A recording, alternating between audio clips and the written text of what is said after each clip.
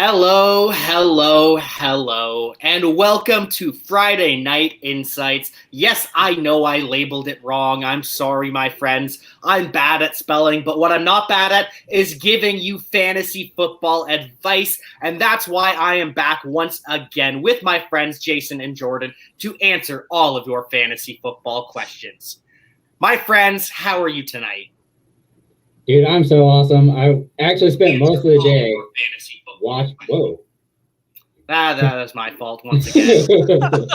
We're off to a great start. Yeah. I was watching the Ryder Cup. The more important things for today. I've been so pumped. And so watching the match play is something I really enjoy. And it's always more fun. And then just seeing all the crazy stuff that's happened from CMC to everything else and just reading through that. I'm ready to get into this weekend and really just mess everything up that we can continue to do through this entire show.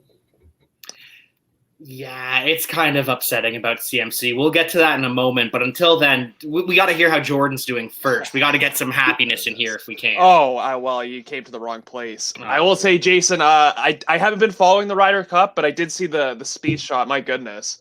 That the one where he was on the hill and he shot it and he actually got it onto the green. It was like on a downslope with all this fescue and he almost like knocked himself into the lake. Oh yeah. If you haven't seen it, look it up. It's great. I'm doing all right. So I live in Canada and so does Jack. We just had a useless federal election that netted the same results as before. So we're going to have to do the song and dance in 2 years. Oh, sorry. Did I get political on the show? I'm very sorry. Oh, it's okay. I forgive you because it bothered me too. But you know what? It's Canadian politics, so it doesn't matter. Yeah, and the funny thing is, no one knows what we're talking about. Yeah, no, nobody does, so it's all good. And no one cares. Especially Jason, but... Yeah, completely lost. Well, you know what? Jason's, vision of Canada is everything he's watched on Letterkenny, so that doesn't matter at that point.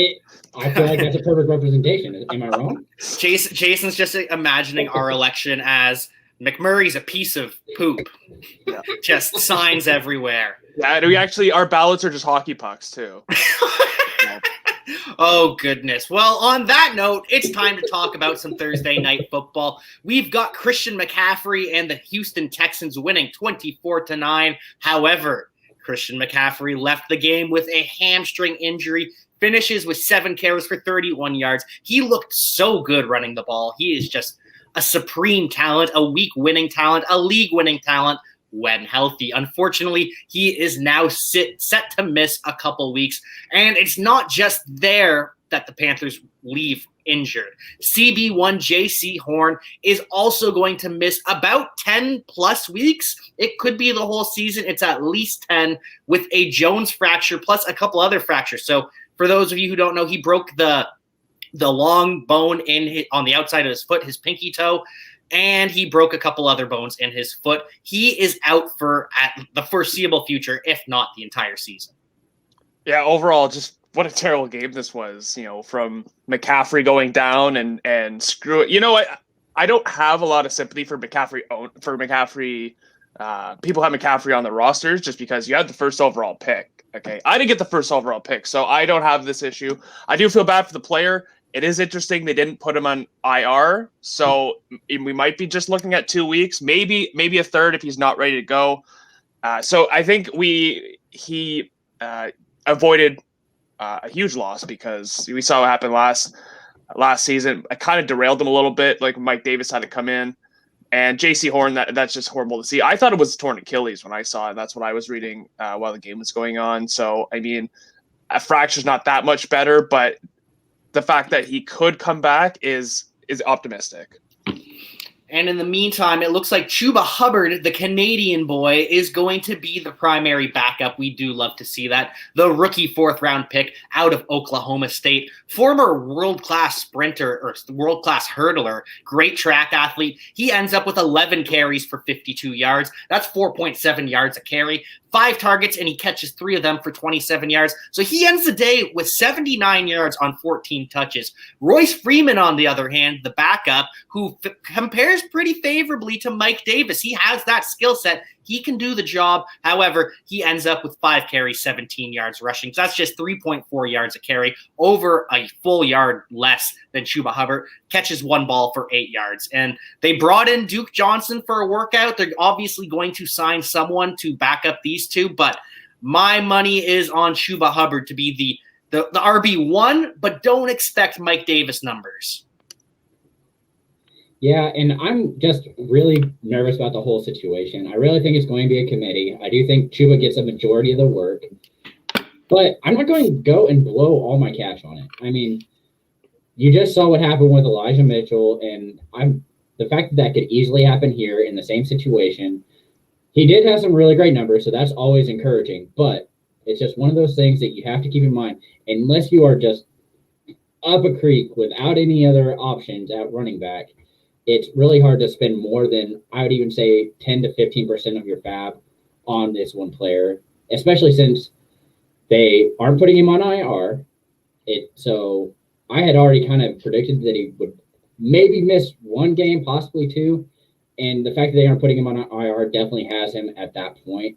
So it's going to be a committee. And just for Steve, there's no way that Duke Johnson gets it in Carolina. So, yeah. Poor Steve. Duke Johnson, we'll see if he signs at first. Like, I feel like that's not even on anybody's radar. I agree with you, Jason. Like, don't go splurging on all your fab on Chuba. But if you have McCaffrey, I would spend a good chunk of change on Chuba, just because when McCaffrey comes back, you don't know if he's going to go back or if he's going to get hurt again. Like, that's what happened last year. They brought back McCaffrey for 1 game after Davis was like the lead back for 9-10 games, and he got hurt again, and then it was back to Mike Davis. So yeah, if I have McCaffrey, I'm going after Chuba, and I would spend like a good chunk, because if you have McCaffrey, you probably felt pretty good about your running back depth until McCaffrey's gone, and then you have to examine your team and be like, okay, what do I do now? So Chuba's good. I would also take a flyer on Freeman if you can get him for cheap, and if you have a deep bench, just because this could end up being committee. I think that Chuba had the advantage because he was in camp the entire offseason. They just brought in Royce Freeman like 3 weeks ago. So I think when Royce Freeman gets a little more comfortable with the system, he'll start getting more touches. Yeah, I agree. I think the days of the backup running back and becoming a bell cow are mostly over. There's a couple situations still left in the league, like Kareem Hunt, that's going to happen. Tony Pollard, that's going to happen. But outside of a couple of situations like that, like we'll get to it later, but Dalvin Cook, if he misses Sunday, I don't think it'd be 100% Alexander Mattison. I think there'd be a little bit of a mixing and matching, but anyways, we'll move on to the rest of this game. Sam Darnold, he completes 23 of 34. That's a very nice 67.6%. He's had over 67% completion in all 3 games this season, tops 300 yards, and has 2 rushing touchdowns. Is Sam Darnold the new Konami code quarterback? He is tied for the league lead in rushing touchdowns, not just at quarterback, but at all positions with 3 touchdowns, which is just mind-boggling. And DJ Moore, he is the alpha that we all wanted him to be. He is the omega of this passing offense. 12 targets, more than double anyone else on the team, ends up with 8 receptions, 126 yards. He tweaks the thigh late in the game, but comes back and finishes the game, quells all of the worry. I love DJ Moore. Yeah, and I was doing that all offseason. I was going to my 3 running backs and grabbing DJ Moore. So yes, I am pumped for DJ Moore to be the alpha here. It works out really great. And more importantly, I think the fact that Darnold is having so much success really just proves how bad Adam Gase is at coaching. I mean, he just destroys. I think he's a succubus. I think he just takes all the talent he can from all the players and just makes them trash. And then once they're freed, they have all this extra power that they're just able to unleash and completely use. So I'm excited to have DJ Moore. And at this point, I don't think you can sit him. I haven't seen him in a matchup that I'm terrified of, and until he proves that he isn't going to get double-digit targets, I just don't see it getting away from him at all from your fantasy team. He's just so impressive. I'm pumped for him. The one thing I'll say about your Adam Gase theory, the Jets don't look too good right now. So That is the only flaw. Everything else holds up. He did hold all that talent back, but maybe the Jets have something to do with it. Can I just say on that note, I know the Jets don't look better than the Gase era, but do they look worse? This is true. This is very true. And speaking of the Gase era, Robbie Anderson was the number 3 receiver, maybe the number 3 receiver in Carolina this past week. So Terrace Marshall, he ties Chuba Hubbard for second on the team in targets with 5. He catches 4 for 48 yards. He looks pretty good. I think that the hope for Terrace Marshall continues to build and build. He, at some point in his career, he will be a very fantasy viable wide receiver 1 or 2. But Robbie Anderson, he catches 1 of just 2 targets for 8 yards. He had a couple receptions taken away from penalties, but Matt Rule is saying today they need to get him involved more because they need to become a 5-headed monster on offense. But I don't know. Like, this offense is clicking pretty well without Robbie Anderson involved. Yeah, and I don't think that they need to use him. I mean, I was telling people already, after just seeing how much they're using more, it's impossible to keep Robbie there. I get it. His first week, fine. But the fact that he saw, I think it was 1, maybe 2 targets the first week, 58 yards and a touchdown, and then this week he saw, like, I don't understand. The one thing that I really like Steve saying is just that, yeah, he looks like a player that will run down the field and put his hands up and say, hey, if you need a deep threat, and I'm wide open because I'm down here, but you're hoping for that one bomb, that home run swing, and it's not something that you want on your fantasy team. It's not like, for example, a Tyreek Hill who has enough volume to be what you enjoy. I mean, he'll do it every week because it's Patrick Mahomes. Darnold is not that guy. He's going to take the safe target, and Moore was wide open on a lot of those throws. So until somebody really covers him up, you can't have Anderson on your team.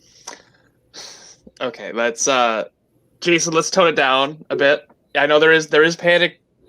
There's a reason to panic about Robbie Anderson, but you can't just outright drop him. Definitely relegate to the bench because it's very concerning. You can't go on next couple of weeks with him in your lineup, and you might not be able to if you don't have viable alternatives. Even though you might, considering how bad he's been. But like you said, he's a home run threat. You know, you just need 1 catch, and it makes up for it if he's in your flex. But also, it'll be interesting to see how this offense changes. Like, do they rely more on the passing game with McCaffrey out? So don't drop him. Don't. Let's say Jason gives you a lot of good advice. Hold on to Robbie Anderson. Don't start him, but just see where he is before this is fully proven. Like, if next couple of weeks it's the same stuff, then we can start talking about getting rid of him. Well, and it was especially disappointing. Like Dan Arnold, he gets 4 targets, double the amount of targets that Robbie Anderson does. Catches 2 for 23. We hit the over on the Dan Arnold prop bet that we placed. We're happy about that. Outgained, though, even though he had 4 targets, by Tommy Tremble, the rookie 3rd-round pick out of Notre Dame. He catches his only target for 30 yards, and then he adds a 7-yard TD run on an end-around. Tommy Tremble looks a lot like what a lot of people thought Chase Claypool would be. They thought Chase Claypool should move to tight end, be kind of a versatile pass-catching threat coming out of Notre Dame. That didn't happen, and it makes sense why he was a wide receiver at Notre Dame. Because Tommy Tremble looking pretty good at tight end. And owns one of the best names in the game, Tommy Tremble. Tommy's got me trembling. Could be on his way to being the Panthers' true tight end one. Might take him a little bit to get there. But if they're giving him goal line touches, well, 7 yards, but still, he scored, like they do with a lot of different tight ends. And like you said, he's a former wide receiver. I'm very intrigued. Very deep leagues pick him up. Don't pick him up in your 6-man bench and hope for the same thing because it might be slow and steady. But man, it's he could be one of those guys to look at towards the end of the season, a streamer option. And closing out the Panthers, we've got Davis Mills sacked 4 times by the defense. 1.5 by Hassan Reddick, 1 by Brian Burns, who might be one of the best emerging defensive ends in the league. 1 by Frankie Louvu, the linebacker, and 0.5 by Morgan Fox. If you play in an IDP league with the individual defensive players, defensive tackles specifically, pick up Morgan Fox because he's going to be a star. But now it's time to talk about the Texans. So Davis Mills, 19 of 28. Only 168 yards. He does complete 67.9%, though. Clearly, the Texans just didn't trust him to run the full offense. They ran the ball early, they ran the ball often, and it ends up being Phillip Lindsay leading the way with 7 carries for 5 yards. He's bad. Mark Ingram, he starts the game. He has the most yards, 6 carries for 21 yards, and a negative 1 yard catch. He does not look good either. David Johnson rotates in too. He plays the most snaps of the running backs, 2 carries for 11 yards. And then Rex Burkhead even gets in there for a 5-yard catch. Ineffective ground game that really cost them it could have cost them the game. Davis Mills looked all right. And the backfield with this ground and pound approach, 37 yards. I know it wasn't a great showing from the Texans, but there's a lot to unpack here. You were right about they didn't trust David Mills at all with this offense, considering how many times they ran the ball when they were down. And at one point it was a 1-possession game, but it was still like, you got to let him throw the ball. Like, you saw what we'll get into Brandon Cooks, but we saw what Brandon Cooks was able to do with him. Jason smirking, he knows. But this backfield, like Phillip Lindsay, 7 for 5. Just get rid of him. Mark Ingram, like we talked about it last week, and we weren't able to talk about this game coming up, but that 26 catch or 26 carry performance against Jacksonville was an outlier. We were right about that. And I don't get, so we say that they don't trust Davis Mills. They don't trust David Johnson. He had the most snaps, only had 2 carries, and I know it was 2 carries, but 5.5 yards per. So why do you keep putting in Phillip Lindsay, who has like less than a yard per carry? I don't get it. I don't get the Texans. They infuriate me. This backfield's dead to me. There's no way I am going to play a Texans running back for the entire season. There's no way. I'll one-up you. You should not play an entire Texans player outside of Brandon Cooks because Davis Mills locked in. Yeah, as of this moment, yes. We'll see what happens with Anthony Miller. We got involved. No, not saying next week, but let's wait. But the backfield, no, there's no chance. No chance I'm playing anyone in this backfield. Yeah, and I'm really upset because Mark Ingram had one of the best blocks of the game that saved Mills from just being. You know what? That's probably why he's there. He's a great veteran guy, probably a very good pass protector, but pass protection blocks doesn't get me points in my fantasy team, so I don't care. And so Mills locks right in on Brandon Cooks. He gets 10 targets, catches 9 of them, 112 yards. He looks really good. Jason, would you like to do your victory lap? I absolutely would, because I told you guys all offseason it didn't matter who was throwing the ball to him. He's the only option that you have on that team, and he looks so good doing it. He had 2 years, his rookie year and his last year with the Rams, that he was under 1,000 yards. And at this point, he could easily get to 1,500 yards and it not be an issue. He's just blowing teams away because he's the only option, and he's really quick. Shocking. The dude has talent. He's a good wide receiver. So, cool. I'm sorry that Fuller left. That really sucks, and I do think that it is a slight downgrade. I am curious to see if anybody can actually stop Brandon Cooks this year, because right now it doesn't look like it. And with all the targets he's getting, he's going to be double digits every week, and I'm excited for it because the dude looks amazing, and I am pumped that he is having this much success. So I'm happy. I can't help myself. We're all happy for him, and it wasn't that we disputed your Brandon Cooks is good take. We disputed your Brandon Cooks top 10 take. Okay, are we not on pace for that at this point? You know what? We're 1 game into week 3. That's all I'm going to say. So anyways, outside of Brandon Cooks, Anthony Miller makes his Texans debut thanks to the injuries to Danny Amendola and Nico Collins. He ends up with 6 targets, second on the team, 4 receptions for 20 yards and a TD. Do not go picking up Anthony Miller. We saw in Chicago, he's just not that good. He is not that talented. And he was voted by his teammates the most likely to show up late to practice. Doesn't love the game. Isn't good at football. Don't pick up Anthony Miller. And don't care about any of these other players on the Texans. Chris Conley fails to catch his only target. Jordan Akins, he gets 4 receptions on 5 targets, 32 yards. And we get a 0 from Pharaoh Brown. Those are the 2 tight ends. Neither of them matter. And then Sam Darnold, he is sacked 3 times by the defense. But that's about it. You're not playing this Texans defense. You're not playing anyone outside of Brandon Cooks. Moving on to the Chicago Bears, because the Bears are officially back, baby. Andy Dalton, unfortunately, and I don't want to sound like I'm victory lapping an injury because that's not what I'm doing. Andy Dalton is out with a knee bruise, likely 3 to 4 weeks, but they won't put him on the IR for some reason, even though he's going to be out 3 games.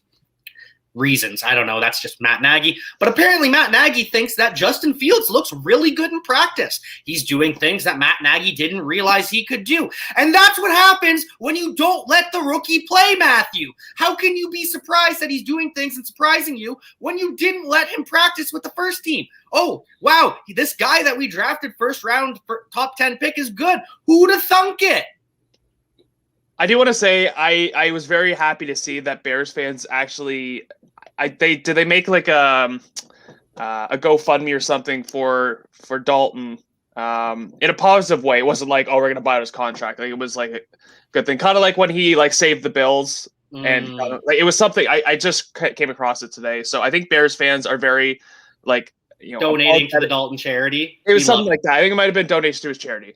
And it's good that they feel this way because I know that they're clamoring for Justin Fields, but like, hey, we know Andy Dalton's a person too. But personally, I hope Fields goes off. I hope Fields has 300 plus yards, 100 plus rushing, 3 touchdowns altogether. So Nagy can end this facade. Because if Justin Fields ends up with a day like that and he goes back to Dalton whenever he comes back, just fire him. Just send him out the door. Like, are you kidding me? Like, are you trying to win football games? He's the better option. But you know what? I say this, maybe Justin Fields doesn't look too good, and they have to go back to Dalton, and then we can just, Yeah, it is against the Browns this week. I still do have him as a top 12 quarterback. I would have him at 13 if Derek Carr wasn't nursing the sprained ankle. But I think you can start Justin Fields this week. Just temper your expectations a little bit. That's such a low floor, high ceiling play. So yeah, but the good news is Andy Dalton will be out next week as well. Sorry, that's not good news. But the good news is Justin Fields gets to go off against the Detroit Lions. That's what we love to see. That's what's going to be fun. So be ready for that. Darnell Mooney, he's officially questionable, limited with a groin all 3 days, as is Marquise Goodwin with an ankle. But sounds like they are both going to play. Same with Ben Roethlisberger. There's a lot of quarterback injuries right now. Big Ben is one of them. He hurt his pec.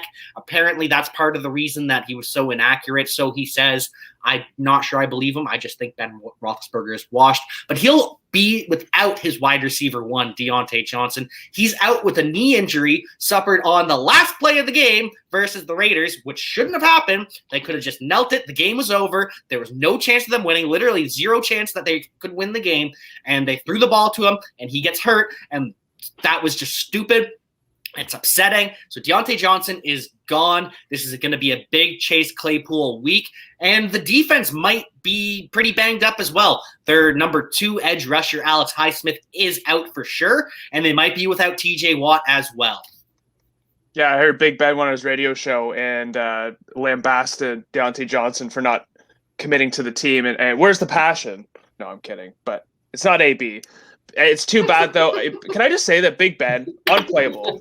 You can't play him after what we saw against the Raiders. He is washed. I don't need to tell you that, Jack, because I know you say it on every. And so does DeHaan Solo. And is washed. Absolutely is washed. You can't play him. And I hate it for his receivers, too, because he's going to take his receivers down with him. Whoa.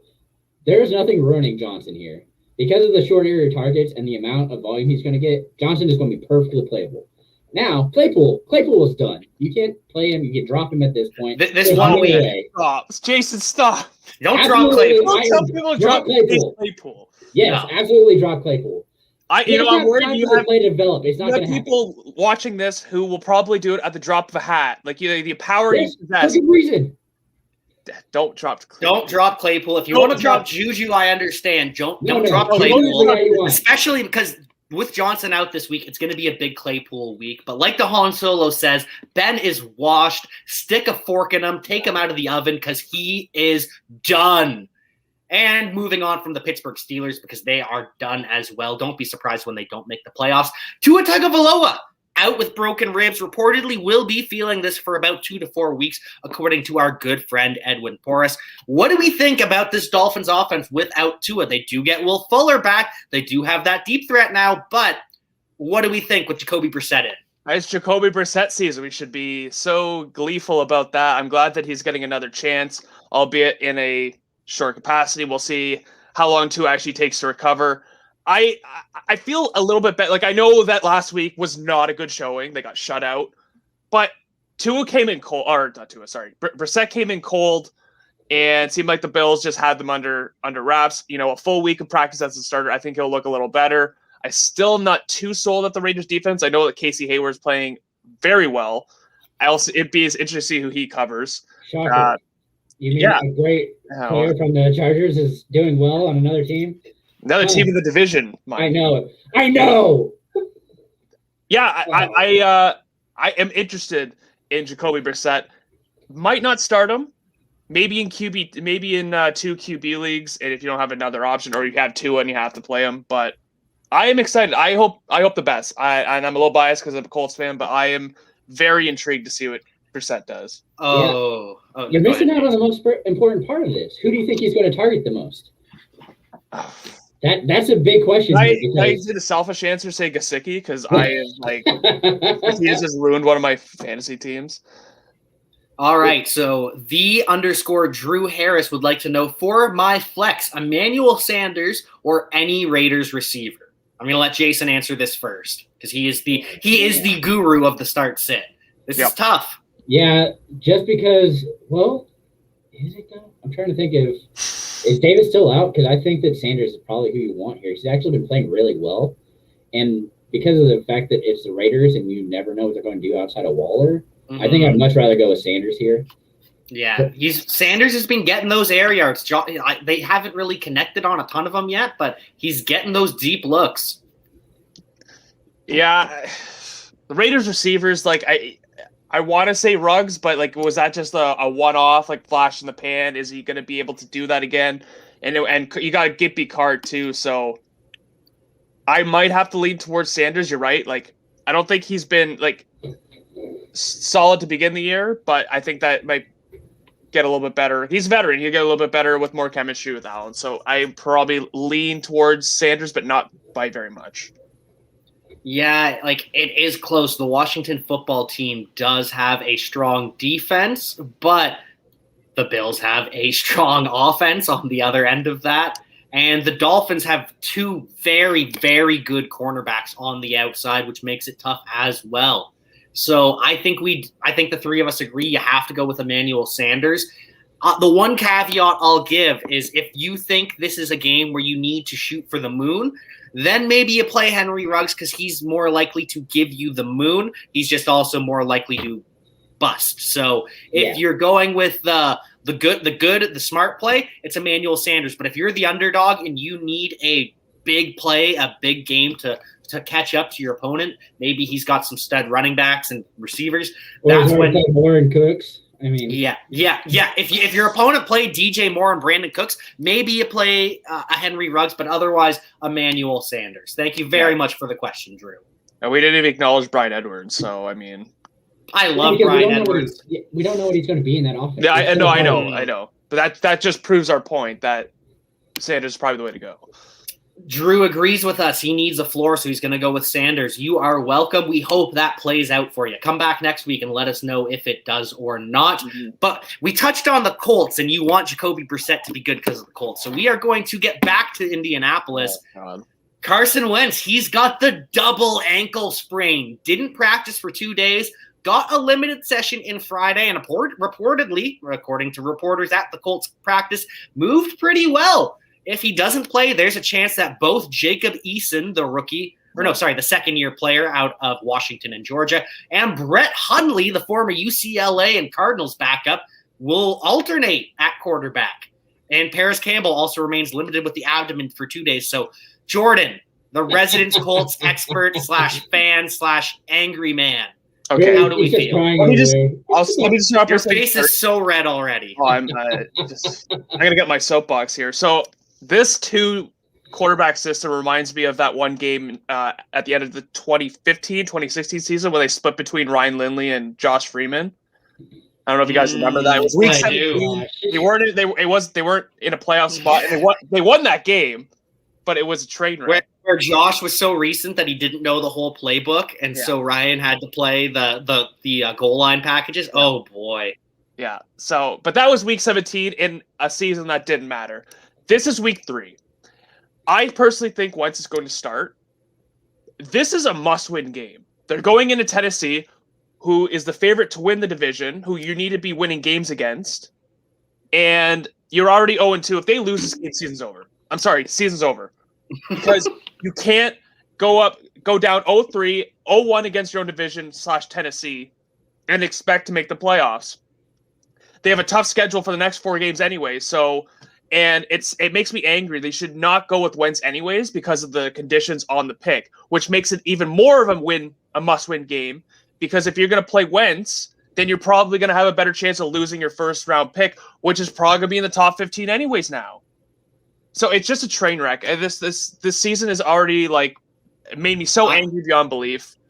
I did hear an interesting thought from Matt Kelly, the Podfather, and Anand Nanduri over on the Decision Point. They were saying, what if this is a sneaky tank from the Colts? What if they know that they're not competing this year and they end up with a top 10, top 5 pick and get that QB of the future? And if that's the case, stop playing Wentz, because if Wentz plays 75% of the snaps, you have to pay him. You don't have that pick, and you just gave a top 5 pick to the Eagles.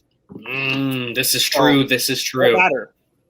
All right. Well, lots going on in Indianapolis. Lots going on in Baltimore, too. Lamar Jackson missed Thursday with a stomach bug. Jason seems to think that, there's nothing funny about irritable bowel syndrome, Jason. I'm a 5-year-old, okay? I can't help myself. The fact that he had to run back during a game to go to the bathroom just to be brought out, and he's having the same issue now, I couldn't help but at least laugh at those it. rumors are unfounded. We don't know if he actually had. I don't care. It's still funny either way. Fair enough. Leave poor Lamar Jackson alone and his IBS. He doesn't need this flack. It's going to stress him out and aggravate it even more. The hip's a little sore, too, from his front flip into the end zone, which is just like, I love Lamar. I've got a Lamar Jackson jersey.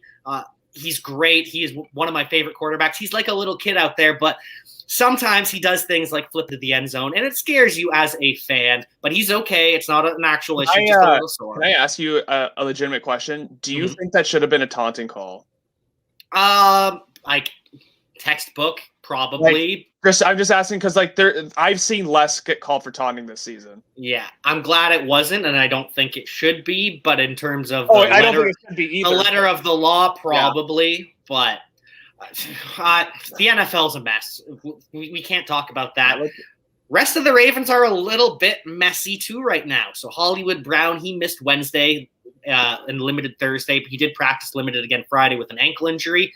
However, we've got some real bad news in Baltimore. Left tackle Ronnie Stanley, he's out again as he continues to come back from the ankle injury. And there's a COVID outbreak among the defensive line. So they're going to be without edge rushers Justin Houston and Jalen Ferguson. Also going to be without D tackles Brandon Williams and Justin Matabuke. They're all out with COVID-19 after testing positive. And Derek Wolfe, the other defensive tackle, he's out with hip and back injuries. So play your Lions running backs. The only other player I can think of on that line that you didn't mention was Calais Campbell. He'll have to play all 4 positions himself, it looks like. Oh, I guess Odafe Owe. Yeah. Oh my goodness. That was sort of a revenge game, hey? No one really talks about that. When Odafe Owe had 0 sacks at Penn State and is already looking like a monster for the Baltimore Ravens. Oh, it is a good time to be a Ravens fan. Confusing time to be a Vikings fan, though. It looks like there's a little bit of turmoil between Kirk and Mike Zimmer. They don't seem to be getting along. And now Dalvin Cook is banged up. He didn't practice for 3 days, with an ankle injury. He didn't practice at all this week. Mike Zimmer was asked, has there ever been a running back that has missed all 3 days of practice and played on Sunday? And Mike said, if you're asking me if I think Dalvin can do it, I know Dalvin can do it. So Dalvin Cook sounds like he's going to get the full workload, but he's not at 100% right now. Yeah, and at the same point, he was in and out of the game the entire time with the same issue. So I'm not that worried on it. I really think he is going to play. But in the case that he doesn't, I'm not playing Madison because he's not good. Like we've seen him go after it. He's either been in the committee where he can't do anything, so he's probably splitting with, I think, the fullback's Ham, right? God, that makes me angry. They're probably going to call up Amir Abdullah from the practice squad, and he'll play. But again, you're looking at two players that are just like, okay, just guys. And you can't compare it to Dalvin Cook.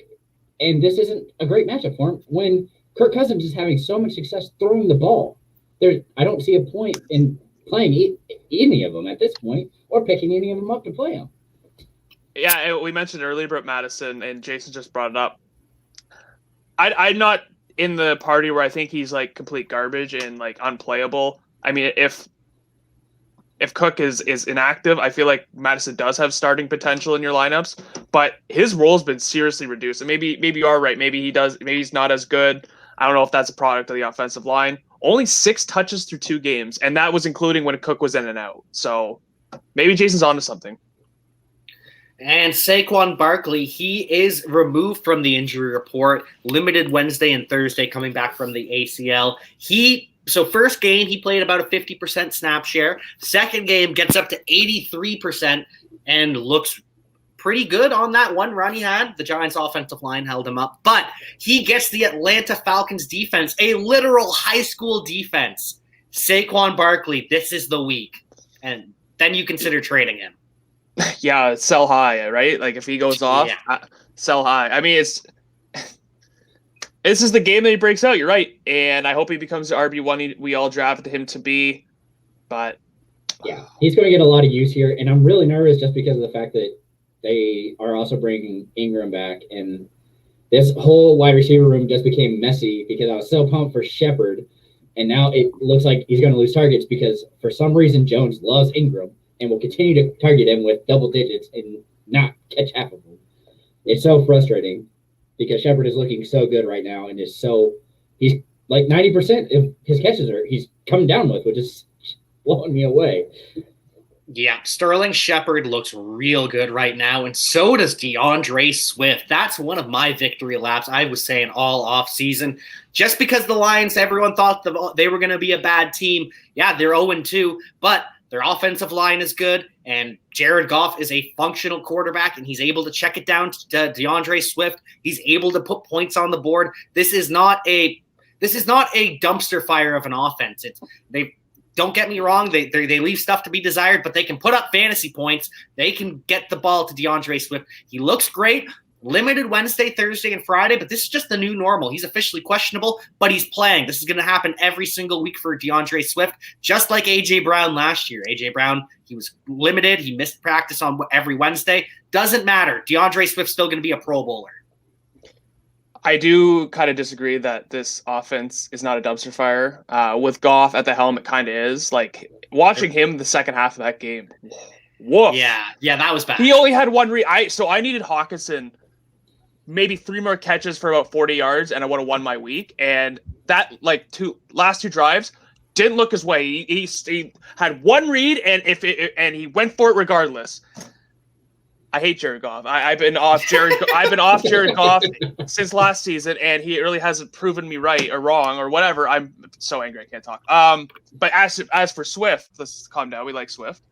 Like, I think you're right. I think they're just kind of just loosen him up. They're not going to like give him a full workload in practice because they know how integral he is to their offensive game plan. And since they're so devoid of other pass catchers, like Tyrell Williams just went on IR, I think we're going to touch on that. He's pretty much matchup proof because he's going to be one of their best receivers. Best wide receiver of all time. Let's go. Our guy, Steve Bonham, wants to know, Brandon Cooks, is he the best wide receiver this season, or is he the best wide receiver of all time? Follow-up question. Favorite landing spot in his inevitable trade?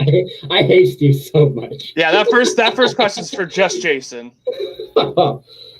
Man, he is so stable that I love this talent. So if he can be a wide receiver 1 anywhere, I would take him on any team. Like, legitimately, if he can get all the targets on any team, he's set.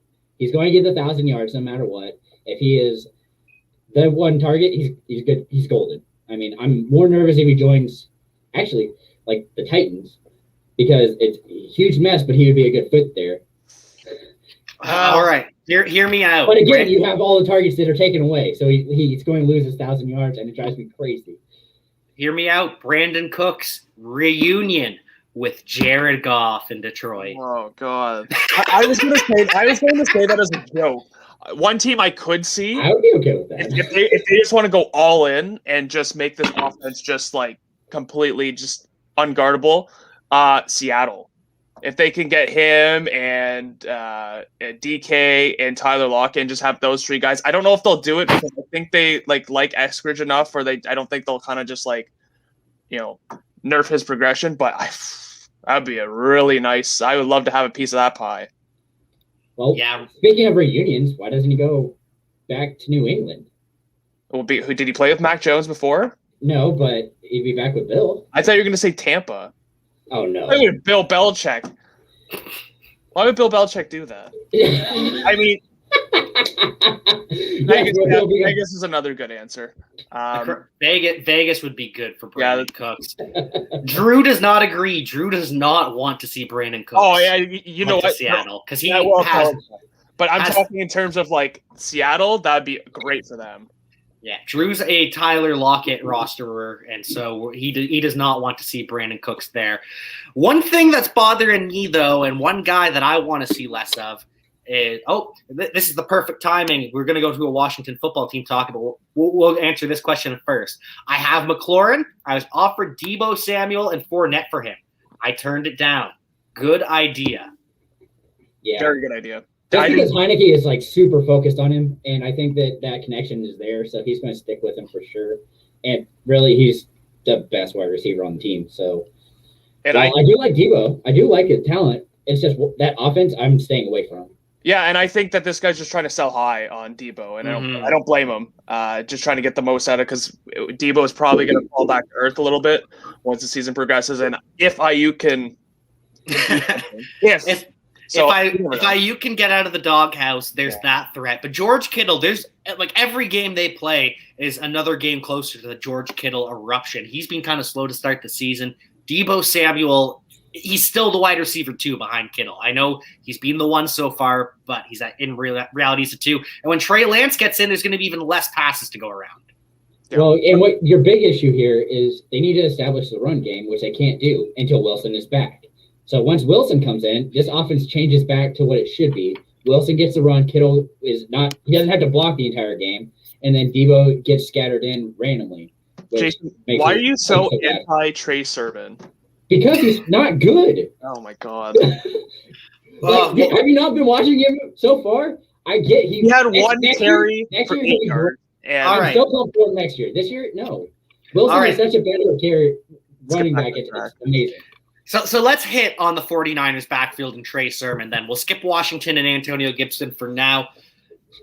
The bad news in San Fran, Trey Sermon, he was practicing in a non-contact jersey Wednesday and Thursday, but he's good to go. He got a full session in Friday. He's out of concussion protocol. He's going to play.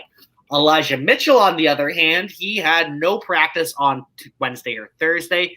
He had a limited session on Friday, but he's very questionable and officially doubtful. Jermichael Hasty, he is out with a high ankle sprain. So in terms of 49ers running backs who have a carry with the team, it's only going to be Sermon and possibly Mitchell. And then they've got Trenton Cannon, who they signed off of waivers recently. They've got Jacques Patrick, former XFL star. And then they've got Kerryon Johnson on the practice squad as well. So what is the answer to this 49ers backfield question? Jeff Wilson's still going to be out for another 4 or 5 weeks, Jason, so you can't say him.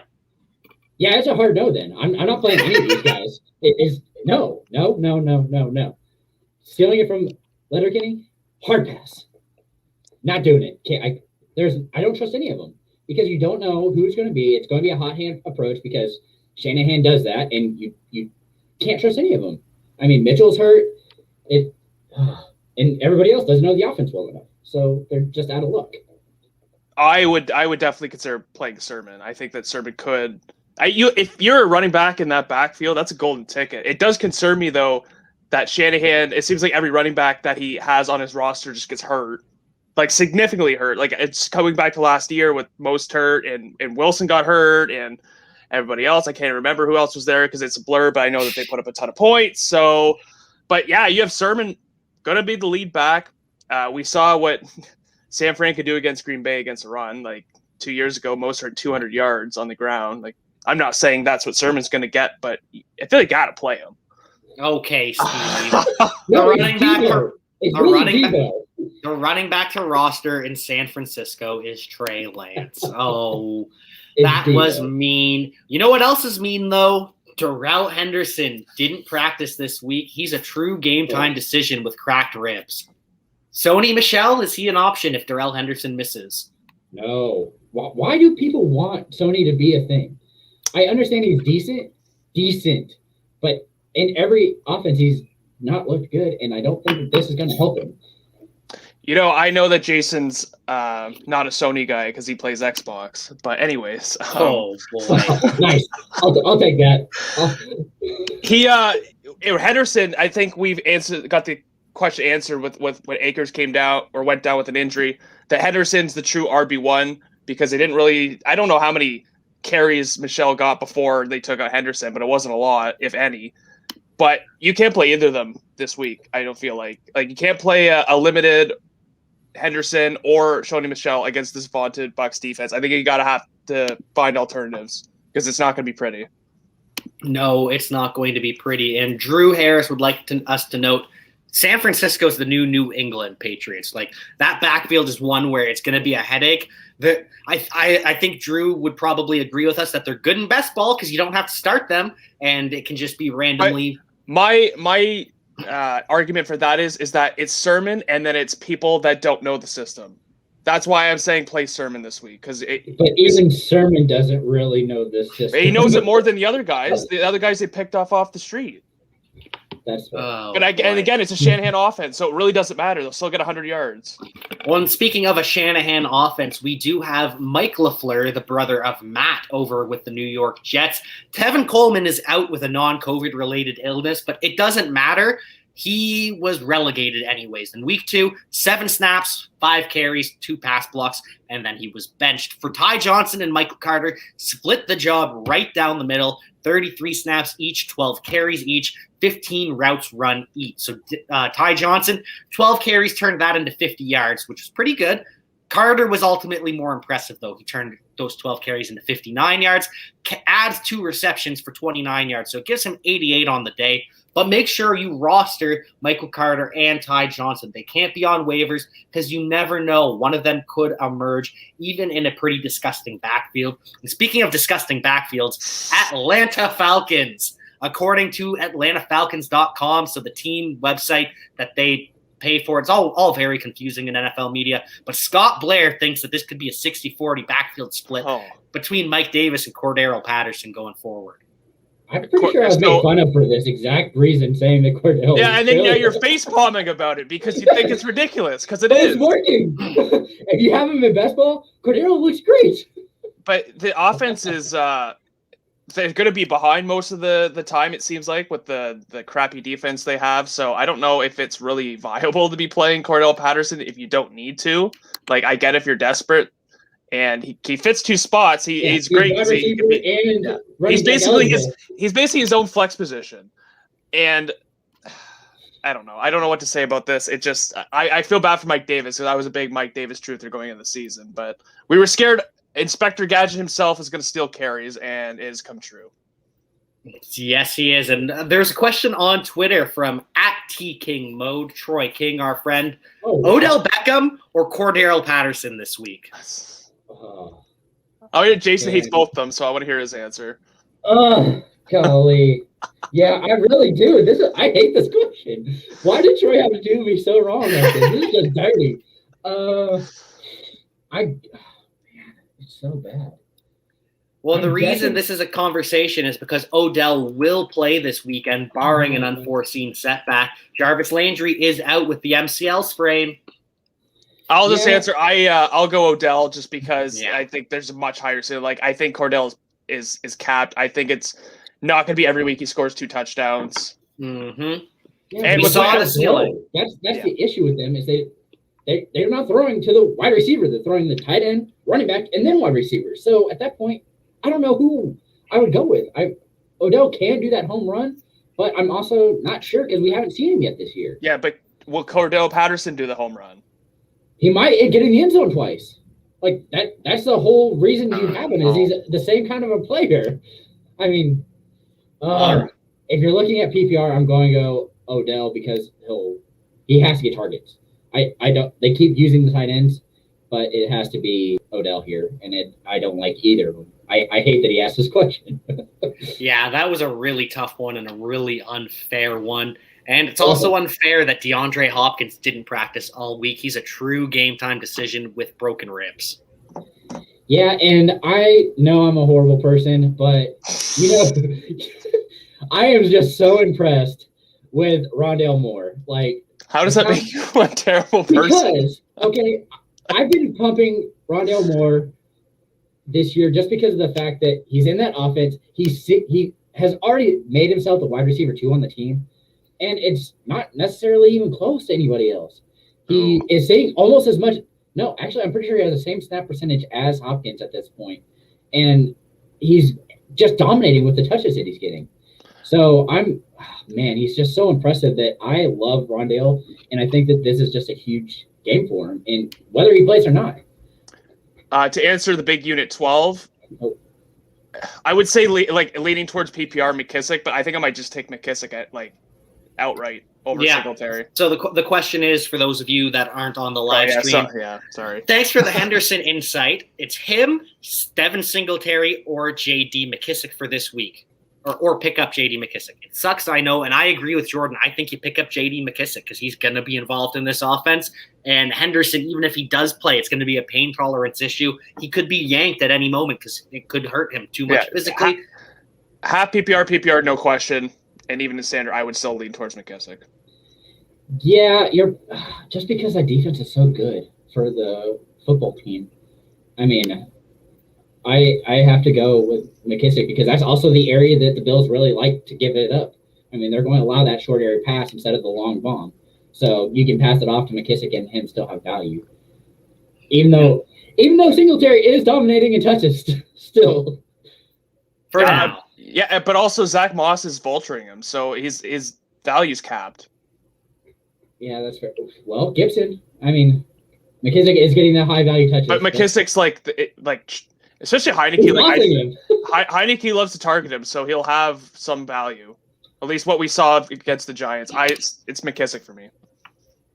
And so we've got two offenses with a big 3 at wide receiver that both might be missing one of their top guys. We've got the Steelers. We've talked about them already without Deontay Johnson. The Bengals could also be without T. Higgins. He is officially doubtful with a shoulder injury. And then the Tampa Bay Buccaneers, they are likely without Antonio Brown, who's tested positive for COVID-19. He needs 2 negative tests 24 hours apart to play, but he's not expected to be able to go. So does that mean we are big in on Jamar Chase and Tyler Boyd? And for the Buccaneers, does that mean we are big in on Mike Evans and Chris Godwin? I mean, if Higgins is out, I'm definitely betting on Boyd here just because he has more. He's shown that he can do it. He knows the system. And while Chase looks really good and Higgins has looked really good, Boyd's going to be the fallback guy because he knows it. And Chase has been hit or miss, which is kind of surprising in the last game because I was really wanting to have a big game and he didn't, and it just made me so mad. So a little bit of bias there on that one for me. And then, it's looking at the Tampa Bay wide receivers are also just a mess with, I think that they likely try and double Evans and they put Ramsey on Gronk to try and stop the beast. And at that point, you're hoping that Godwin gets all the catches, and that's probably how it's going to be moving. So, shocker. Godwin gets all the PPR points. So that's a tough way to operate. We'll let Godwin beat us because he probably will. Absolutely. I think for Chase and Boyd, with Higgins out, that's a lot of targets that are up for grabs. I think Boyd's an easy play. He led the team in targets last week. He actually had pretty good. It was 7 catches for 70-something yards. Not bad. And Chase, still a rookie. We've seen kind of up and down. I would consider playing both with Higgins out. As for Evans, I'm scared of Mike Evans. I had Mike Evans starting in a team, and I'm tempted to bench him for Julio Jones. And that was before AB. Now that AB's out, I feel a little bit more better about starting Evans, but it's not a great week for him. And feel like Mike Evans is pretty much just like a goal line, snag a touchdown, jump up and get it. My guy, just Tom Brady put it up for Evans and only Evans, and that's how it seems like he's going to get. The 2-target, 2-reception, 2-yard game from Mike Evans once again. And there's value in that, but I don't want that from a guy drafted 4th, 5th round. Yeah, that's like like Juwan Johnson territory. You can get for free off the waiver wire right now. Yeah, but he's a tight end, so yeah. And anyways, moving on from these three or this conversation, we've got a couple things to run through quickly here. Amari Cooper, limited with ribs, says he's good to go. Says he broke the ribs in week 1. He's just managing pain. He's getting extra padding, but that's why he had a poor performance against the Charger. He says don't worry about him. AJ Brown, don't worry about him either. Upgraded to full on Thursday. He was limited, or he missed Wednesday. That's just his life. He has knee issues. He's going to miss probably every Wednesday practice for his entire career. Don't worry about AJ Brown. Don't worry about Laviska Shenault for injury reasons. He had an MRI. He was cleared. He is fine. Don't worry about him being injured and missing time this week. But we can be a little bit worried about Laviska Shenault because he plays for Urban Meyer. Am I right, Jordan? Well, I was gonna just hand it off to you. Say the line, Jack. Urban Meyer has ruined Laviska Shenault. No, that one. The one that you used to associate with Cliff Kingsbury and now associate. I was getting there because Urban Meyer is a grifter. He is a fraud. He is a phony. Urban Meyer is a joke of a head coach, and he's officially being exposed. He needs to go back to college football, and maybe he'll be better there. I don't. That was basically my point. I was just going to get you riled up about Urban Meyer. I do not. And it's 100% true. You're not wrong at all. Yeah. And so final 2 notes on the wide receiver position. Russell Gage, he is out with an ankle injury. What does this mean? Oh, Calvin Ridley and Kyle Pitts to the moon. Yeah. Or you know what? Or Cordell Patterson. Who knows at this point? Olamide Zaccheaus, anyone? One of my favorite last round picks in best ball. But yeah, Kyle Pitts has been sneaky good. He's seeing a lot of targets just because he hasn't caught them all. Kyle Pitts is getting the usage we want. Don't worry about him. Do worry about Jamison Crowder, though. Didn't practice Thursday. He re-aggravated the groin injury on Wednesday. Didn't practice Thursday. Didn't practice Friday. He's a game-time decision, which also means Denzel Mims is a game-time decision because his active status depends on if people are hurt in front of him, which is just sad. Denzel Mims is so good. He deserves a shot, and the Jets just refuse to give it to him. Yeah, I don't get that. That must be a between the ears things because that's one of the guys that I'm trying to think it sounds like a Shanahan thing because they're saying it's because he's not explosive enough. He's not not that he's not explosive. He's not shifty enough. He's not a good enough route runner. He's not a horizontal athlete that they want him to be. Just let him run deep balls and throw it up to him. Let him run go routes. It's fine. At that point, you should just get cooked in a trade. Not the Jets. Don't let Zach Wilson ruin Brandon Cooks, please. Yeah, he'd actually have to be able to throw a deep ball, right?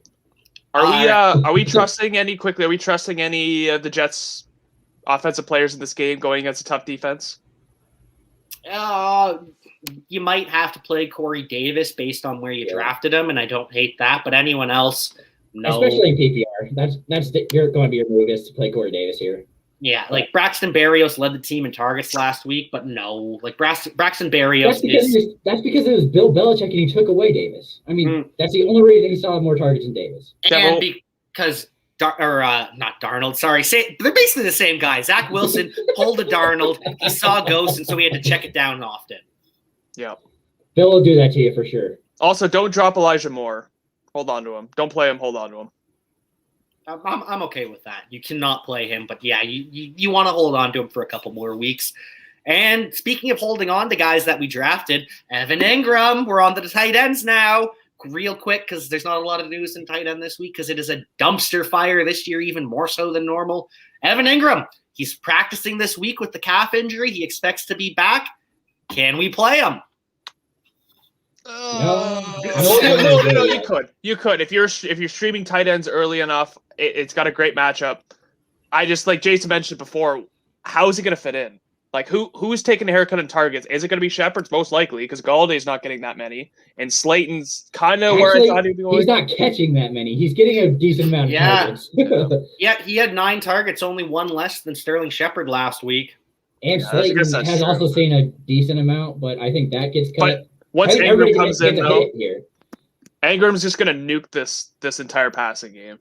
So, I mean, if you have Daniel Jones, it's all right. No, you know who's going to nuke this passing game? It's Jason Garrett, because Jason Garrett, oh boy, he is bad at coaching. Seems like a nice guy, really nice, genuine man. Seems like someone you'd like to have a beer with, probably, because he's just so nice and you'd have a good conversation. Not the best NFL coach, and it's unfortunate. And it kind of seems like the same with whoever's running the Titans offense. In week 1, he figured it out, fed Derrick Henry, but they still can't figure out this passing game so much. Julio had a good game. It's going to be tough, too, because Anthony Ferkser, he's out with a knee injury this week. Should that lead to more targets for A.J. Brown and Julio? I hope so. Well, the best thing is the fact that Henry actually is getting targets. That's the best thing that they've done so far on this offense, is passing to Derrick Henry. Yeah, Derrick Henry had, 6 receptions last week, 5 receptions last week? Probably, like... More than he had all last year? Yeah, is what I feel like. He is all on a pace to, like, quadruple his career targets, which is just... It's good. It's good to see. Get Derrick Henry the ball, get A.J. Brown the ball, get Julio Jones the ball. And one final note on the tight end position. Zach Ertz, he's on the COVID-19 list. He needs 2 negative tests 24 hours apart to be cleared. So that could lead to an increase in targets for any of Devontae Smith, Dallas Goedert, Quez Watkins, or Jalen Reagor. So all of those guys are names to watch this week for the Philadelphia Eagles. Mostly Smith and Goddard, because Goddard, I think, is going to get quite a bit of targets. Of course, I know this, Steve. That's why I didn't want to say it aloud. Steve would like to note that Sterling Shepard and Evan Ingram had roughly the same average depth of target in 2020. I'd assumed Ingram cuts into Shepard's usage, and he's probably right, but we can dream. Because I just hope not. Jason, you know what? We can dream on Friday nights, for sure. On Friday nights, because I don't know how to spell. And speaking of Friday nights, it is time for Friday Night Insights to say night to all of our friends out there. So before we head out, Jordan, do you have any pluggables you want to plug? Yeah, I want to plug, if you can get the Titans at -6, take it, hammer that, because it's going to be a bloodbath. And, but yeah, just follow me on Twitter at Donald McJordan. Check out our waiver wire piece that comes out Sunday nights. Yeah, that's about it. Jason, do you have any pluggables to plug? I think if you know who I am and you're not following that FF nerd anywhere, literally anywhere, you can find me anywhere using that. So you might as well just do it. And I mean, we do the waiver wire video on my choices for the week on Monday. So always excited for that. I love seeing the pieces from, the opinions of the rest of the Important Nonsense staff and what they put together. So it's always impressive to see what new little nuggets that I miss on. I want to say Jason's got a great TikTok page, so go check him out there. All the fun nonsense that I try and throw out, and I'm about to go on a huge rant for Mitchell and everybody else, and not wasting all your fab, because it's going to bite you every week, it seems like. All right, so it sounds like we need to follow at that FF Nerd on TikTok, because we need to see this video. Whoa, Jack. How about you? Do you have anything to plug? I was getting there. I was going to say we also have to follow at Donald McJordan, because he has some great Angry Colts takes. And you can follow me at Javanaugh87 everywhere. Twitter, Instagram, just that's my handle. That's what I go by. You can find me on the Believe in Lions podcast every Thursday morning, where I hype up the Detroit Lions. You can find me every Sunday night, Monday morning, talking on Club Nonsense, an Important Nonsense podcast. You can find me every Wednesday. Sorry, that's it for now for our shows. Last week I did a Saturday show. Get up, Steve's show. Right. No, that's it. I was going to say, no, I did something Wednesday. What was it? I made an appearance on the Important Nonsense podcast on Wednesday. Now it's your show, so. Yeah, you've infiltrated. Yeah, I'm just follow us on YouTube, on Twitter, nonsense at nonsense FF, import nonsense. Follow us everywhere because I like to talk and you can hear me talking everywhere. So until next time, thank you for joining us. We will hopefully see you next Friday or sooner if you tune into one of our other shows.